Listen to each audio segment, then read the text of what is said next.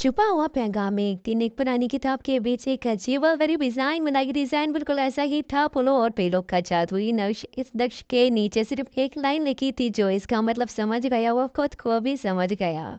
किताब के मालिक से पूछा गया तो इसने कहा, ये डिजाइन हमारी पुरानी खानदानी विरासत का हिस्सा है, लेकिन इसका असली राज आज तक कोई नहीं समझ सका। कहा जाता है कि जो इसका मतलब जान देगा वो अपनी जिंदगी के सबसे बड़े सवाल का जवाब पालेगा।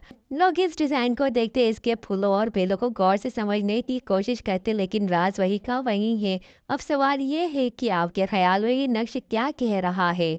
फूलों की तरतीब, बिलों की गर्दिश और इस नक्श के अंदर छुपा पैगाम क्या हो सकता है?